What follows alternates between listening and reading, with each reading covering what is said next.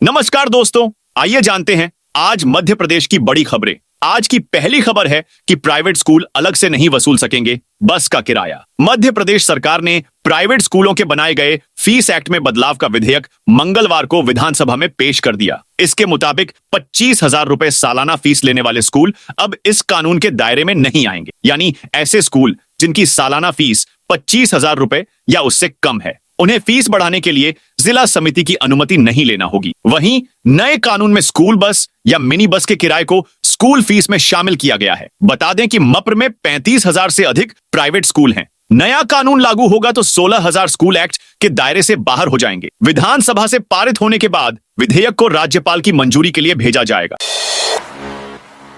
High school शिक्षक भर्ती पर जबलपुर हाईकोर्ट का आदेश। मध्य प्रदेश में हाई स्कूल शिक्षक भर्ती पर जबलपुर हाईकोर्ट ने आदेश दिया है कि सरकार 2 दिनों में भर्ती नियमों में सुधार करे, साथ ही कोर्ट को सूचित भी करे। हाई कोर्ट ने सुनवाई के दौरान पाया कि प्रदेश में करीब 18,000 हाई स्कूल शिक्षकों के रिक्त पदों में से 12,000 पदों पर नियुक्तियां की गई हैं, लेकिन इनमें उम्मीदवारों के सेकंड डिवीजन क्राइटेरिया को लेकर बड़ा विरोधाभास है।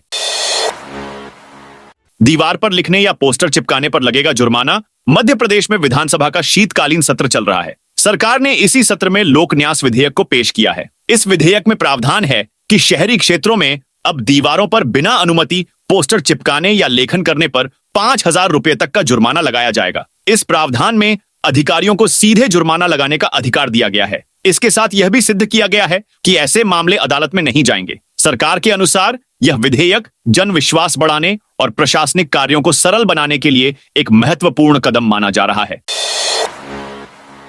चाय की केतली लेकर विधानसभा पहुंचे कांग्रेस विधायक। मध्य प्रदेश विधानसभा में शीतकालीन सत्र के तीसरे दिन आज अनुपूरक बजट पर चर्चा की जा रही है। इसमें उपनेता प्रतिपक्ष हेमंत कटारे ने कहा, ऐसी क्या स्थिति है कि सरकार को हर 15 दिन में कर्ज लेना पड़ रहा है। जनता पर लगातार कर्ज का बोझ बढ़ाया जा रहा है। सरकार को स्वीकार करना चाहिए कि उनके पास कोई फाइनेंशियल प्लानिंग नहीं है।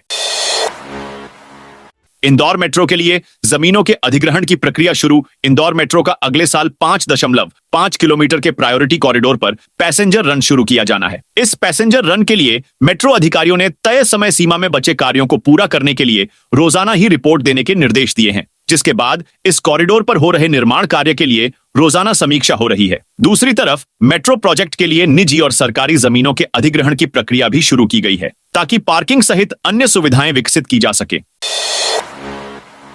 पार्वती कालीसिंध चंबल लिंक प्रोजेक्ट शुरू। पार्वती कालीसिंध चंबल पीकेसी नदी जोड़ो परियोजना से मध्य प्रदेश और राजस्थान को न केवल सिंचाई व पीने का पानी मिलेगा, बल्कि राज्यों में विकास के नए द्वार खुलेंगे। पीएम नरेंद्र मोदी ने मंगलवार को राजस्थान सरकार का 1 साल पूरे होने पर पीकेसी नदी जोड़ो परियोजना के त्रिपक्षीय अनुबंध कार्यक्रम में यह बात कही। राजस्थान को 4,01,03, मध्य प्रदेश को 3 लाख पानी मिलेगा। मोदी 25 दिसंबर को छतरपुर में केन बेतवा नदी जोड़ो परियोजना की आधारशिला रखेंगे। पीएम ने कहा, यह दोनों राज्यों को सुजलाम सुफलाम बनाएगी। जिस अनुबंध सहमति पत्र पर हस्ताक्षर किए हैं। एमपी में टीबी का कहर। राजधानी में सबसे ज्यादा मरीज। स्वास्थ्य विभाग ने प्रदेश में अभियान चलाकर साल भर में 1,66,000 मरीजों की पहचान की है। सबसे ज्यादा 17,768 मरीज भोपाल में मिले हैं। इसके बाद इंदौर और फिर छतरपुर का नंबर है। सबसे कम 608 मरीज निवाड़ी जिले में मिले हैं। सतना जिला 4,600 मरीजों के साथ प्रदेश में 10वें पायदान पर है। हालांकि विभाग प्रदेश में लक्ष्य के मुकाबले 88% मरीजों की ही पहचान कर सका है। अभियान के तहत जिलों में आबादी के अनुसार जनवरी से दिसंबर 2024 तक मरीजों को तलाशने का लक्ष्य दिया गया था।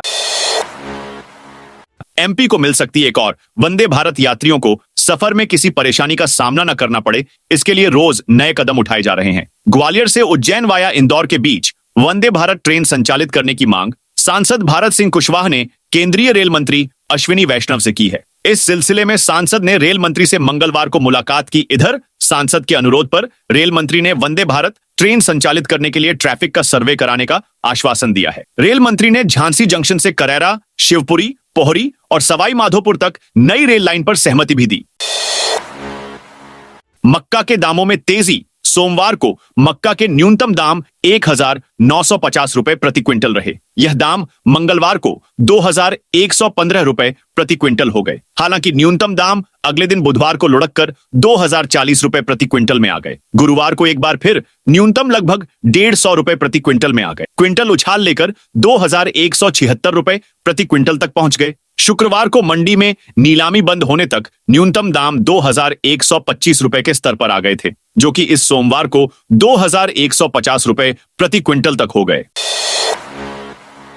एमपी में शिक्षक भर्ती पर बड़ा अपडेट। मध्य प्रदेश में शिक्षक भर्ती पर बड़ा अपडेट सामने आया है। मध्य प्रदेश हाईकोर्ट ने हाई स्कूल शिक्षक भर्ती नियम बदलने का निर्देश दिया है। आरक्षित उम्मीदवारों को योग्यता में छूट संबंधी मामले में सुनवाई करते हुए कोर्ट ने यह निर्देश जारी किए। राज्य सरकार को नियमों में यह संशोधन 2 दिनों में करना होगा। जबलपुर हाईकोर्ट ने हाई स्कूल शिक्षक भर्ती नियमों में संशोधन करने के निर्देश दिए हैं। इसके लिए 2 दिन की मोहलत दी गई है।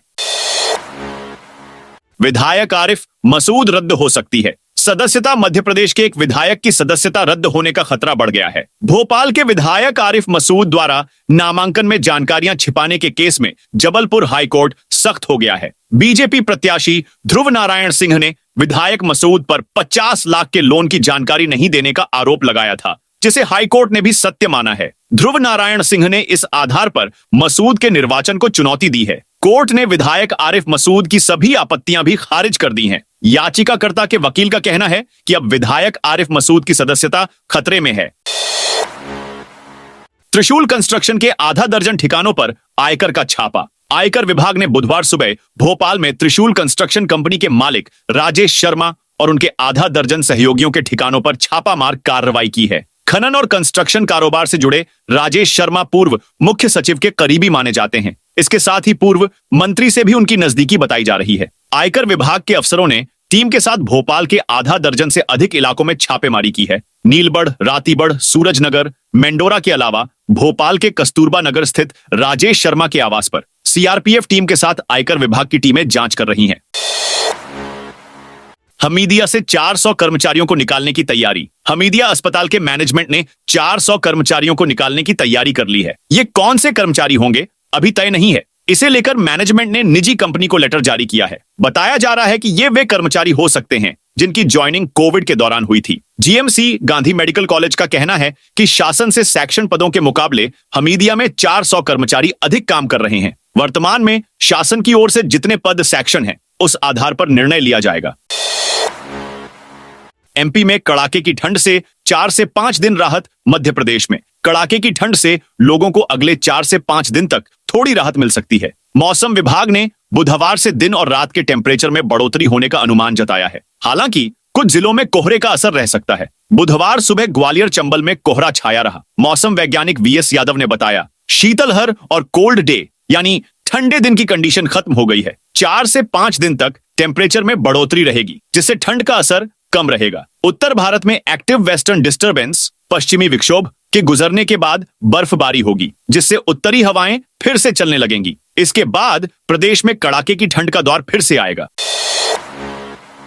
आईटी पार्क का 21 दिसंबर को सीएम करेंगे भूमि पूजन। उज्जैन में मुख्यमंत्री मोहन यादव 21 दिसंबर को आईटी पार्क का भूमि पूजन करेंगे। प्रथम चरण में 46 करोड़ रुपए की लागत से आईटी पार्क निर्मित होगा। आईटी पार्क के बनने से कई बड़ी कंपनियों के ऑफिस उज्जैन में खुल सकेंगे, जिससे उज्जैन में आईटी से जुड़े छात्रों शहर से बाहर नहीं जाना होगा। सीएम मोहन यादव यहीं पर शनिवार को आईटी पार्क का भूमि पूजन करेंगे। इसके लिए साइट को क्लियर करवाने का काम शुरू हो चुका है। कांग्रेस नेता सहित 24 ठिकानों पर ईडी की सर्चिंग। इंदौर में कांग्रेस नेता गोलू अग्निहोत्री के यहां ईडी की सर्चिंग लगातार जारी है। बुधवार को भी टीम सुबह से सर्चिंग कर रही है। ईडी के अधिकारी 8 दिन से लगातार अलग अलग ठिकानों पर छापामार कार्यवाही कर रहे हैं। कांग्रेस नेता गोलू, विशाल, अग्निहोत्री के अलावा इंदौर के ही विपुल अग्रवाल और तरुण श्रीवास्तव सहित 24 स्थानों पर कार्रवाई की जा रही है। सूत्रों के अनुसार पूरी कार्रवाई में अब तक लगभग 4.5 करोड़ रुपए नकद मिल चुके हैं। वहीं सोने, चांदी और अन्य मूल्यवान वस्तुओं की कीमत का आकलन किया जा रहा है। सतना भाजपा के 25 मंडल अध्यक्षों की सूची घोषित। संगठन चुनाव की कवायद में जुटी भाजपा ने सतना जिले की 5 विधानसभाओं के 25 मंडल अध्यक्षों के नाम घोषित कर दिए। मंगलवार को देर रात सूची जारी होते ही इसका विरोध भी शुरू हो गया और कार्यकर्ताओं के असंतोष ने सियासी हलचल तेज कर दी। मंडल अध्यक्षों के चयन को लेकर निर्वाचन अधिकारी पर भी सवाल उठाए जा रहे हैं। भाजपा के जिला निर्वाचन अधिकारी चौधरी मुकेश सिंह चतुर्वेदी ने सतना के 25 मंडलों के अध्यक्षों के नामों की बहुप्रतीक्षित सूची मंगलवार को देर रात जारी की। सिलावद में सफाई कर्मियों को नहीं मिल रहा समय पर वेतन बढ़वानी। सिलावद में कार्यरत सफाई कर्मियों ने कलेक्टोरेट में वेतन मामले को लेकर गुहार लगाई। उन्होंने कलेक्टर के नाम सामूहिक रूप से आवेदन सौंपा, जिसमें मुख्य रूप से ग्राम पंचायत द्वारा उन्हें समय पर वेतन नहीं दिए जाने की बात कही। कर्मियों ने बताया कि पंचायत द्वारा ग्राम में साफ सफाई के लिए लगने वाली सामग्री भी उन्हें उपलब्ध नहीं कराई जाती है। उन्हें दैनिक वेतन 116 रुपए प्रतिदिन के मान से दिया जाता है, जिसमें उनका और परिवार का भरण पोषण मुश्किल से होता है। उन्होंने वेतन वृद्धि और समय पर वेतन दिए जाने की मांग की। संयुक्त कलेक्टर सोहन कणाश ने जनपद पंचायत बड़वानी सीईओ को इस मामले में निराकरण करने के लिए निर्देशित किया।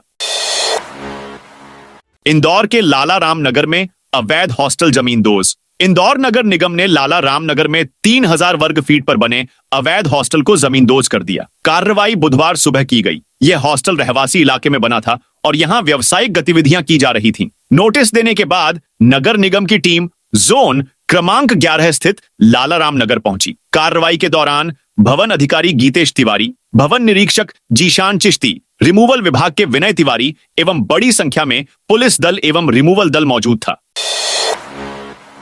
जबलपुर में शीतलहर का दौर जारी। जबलपुर में शीतलहर का दौर जारी है। पारा 5 डिग्री पर बना हुआ है। शहर वासियों को कड़ाके की ठंड का सामना करना पड़ रहा है। सर्द हवाओं के बीच बुधवार सुबह शहर के कई इलाके कोहरे की चादर में लिपटे नजर आए, जिसके चलते विजिबिलिटी काफी कम रही। मौसम वैज्ञानिकों के अनुसार जबलपुर संभाग में अगले कुछ दिन शीतलहर का दौरा जारी रहेगा। इससे तापमान में गिरावट बनी रहेगी। मौसम वैज्ञानिक आने वाले दिनों में पाला पड़ने की भी संभावना जता रहे हैं।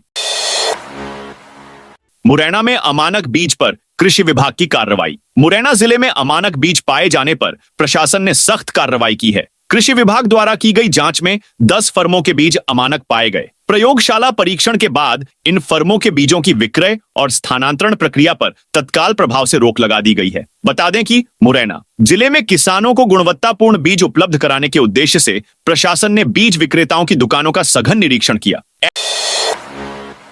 एसडीएम का ड्राइवर 1.5 लाख की रिश्वत लेते गिरफ्तार। जबलपुर लोकायुक्त पुलिस ने शहपुरा एसडीएम के ड्राइवर को 1.5 लाख रुपए की रिश्वत लेते हुए रंगे हाथों गिरफ्तार किया है। आरोपी का नाम सुनील कुमार पटेल है। उसने एक केस के संबंध में एसडीएम से कहकर शिकायत को रफा दफा करने के लिए 3 लाख रुपए की मांग की थी। बाद में सौदा 1.5 लाख रुपए में तय हुआ। इधर लोकायुक्त की कार्रवाई के बाद कलेक्टर दीपक कुमार सक्सेना ने एसडीएम नदीमा शीरी को हटाकर कलेक्ट्रेट में पदस्थ किया है। उनकी जगह प्रभारी डिप्टी कलेक्टर कुलदीप पाराशर को शहपुरा का प्रभार सौंपा है। वहीं ड्राइवर सुनील कुमार पटेल को निलंबित कर दिया है। उसकी तैनाती कुंडम में रहेगी। कलेक्टर ने सीएमएचओ समेत 17 अधिकारियों पर की कार्रवाई। सतना कलेक्टर एवं जिला दंडाधिकारी अनुराग वर्मा ने मंगलवार को समय सीमा टीएल बैठक ली। इस दौरान सीएम हेल्पलाइन की शिकायतें 1000 दिन से अधिक समय से लंबित पाई जाएं, पर 17 कार्यालय प्रमुख अधिकारियों को कारण बताओ नोटिस जारी किए। कलेक्टर अनुराग वर्मा ने नोटिस में कहा है कि 1000 दिवस से अधिक अवधि की सीएम हेल्पलाइन में दर्ज शिकायतों का निराकरण किए जाने के संबंध में बार बार निर्देश दिए जा रहे हैं।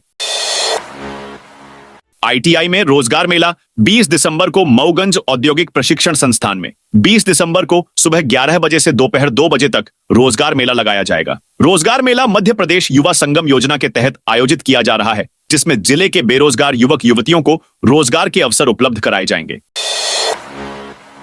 दतिया में स्कूलों के बाद आंगनवाड़ी केंद्रों का समय बदला। दतिया में शीतलहर को देखते हुए कलेक्टर संदीप मकीन ने स्कूलों के बाद मंगलवार को आंगनवाड़ी केंद्रों के समय में बदलाव किया है। कलेक्टर ने जिले के सभी 994 आंगनवाड़ी केंद्रों के संचालन का समय बुधवार से सुबह 10 बजे से दोपहर 2 बजे तक किया है। आंगनबाड़ी केंद्र खोलने का समय सुबह 10 बजे, बच्चों के नाश्ते का समय सुबह 10:30 और भोजन का समय दोपहर 1 बजे रहेगा। दोपहर 2 बजे छुट्टी होगी। आंगनबाड़ी कार्यकर्ता द्वारा गृह भेंट, अभिलेखों का संधारण और अन्य गतिविधियां पहले की तरह दोपहर 2 बजे से शाम 4 बजे तक होंगी। भोपाल में अंतरराष्ट्रीय वन मेला शुरू। 23 तक चलेगा। भोपाल में 10वां अंतरराष्ट्रीय वन मेला शुरू हो गया है। लाल परेड ग्राउंड पर जड़ी बूटी और जंगल से मिलने वाले अन्य उत्पाद के स्टॉल लगे हैं। करीब 50 वैद्य निःशुल्क उपचार कर रहे हैं। मेला 23 दिसंबर तक चलेगा। 19 दिसंबर को स्टैंड अप कॉमेडियन एहसान कुरैशी का शो भी होगा। यह 7 दिवसीय अंतरराष्ट्रीय वन मेला इस बार महिला सशक्तिकरण को समर्पित किया गया है। मेले की थीम लघु वनोपज से महिला सशक्तिकरण रखी गई है। इस मेले में 300 स्टॉल लगाए गए हैं। इसका शुभारंभ राज्यपाल मंगूभाई पटेल और मुख्यमंत्री डॉ मोहन यादव ने शाम को किया। इन पदों पर निकलने वाली है भर्ती। कंप्यूटर की पढ़ाई अब सरकारी कॉलेजों में नौकरी का अवसर देगी। मध्य प्रदेश लोक सेवा आयोग की ओर से जारी कैलेंडर में कंप्यूटर साइंस और कंप्यूटर एप्लीकेशन के पदों पर असिस्टेंट प्रोफेसर की भर्ती की घोषणा की गई है। संभवतः यह मध्य प्रदेश में पहली बार होगा। अभी तक संविदा पर ही भर्ती हो रही थी। उच्च शिक्षा विभाग के अंतर्गत सरकारी कॉलेजों में असिस्टेंट प्रोफेसर की पहली संभावित भर्ती परीक्षा मई 2025 में प्रस्तावित है। परीक्षा कुल 15 विषयों के लिए होगी। तो दोस्तों, यह थी आज मध्य प्रदेश की बड़ी खबरें। आप इस वीडियो को कौन से जिले देख रहे हैं, उस जिले का नाम जरूर कमेंट में बताइए।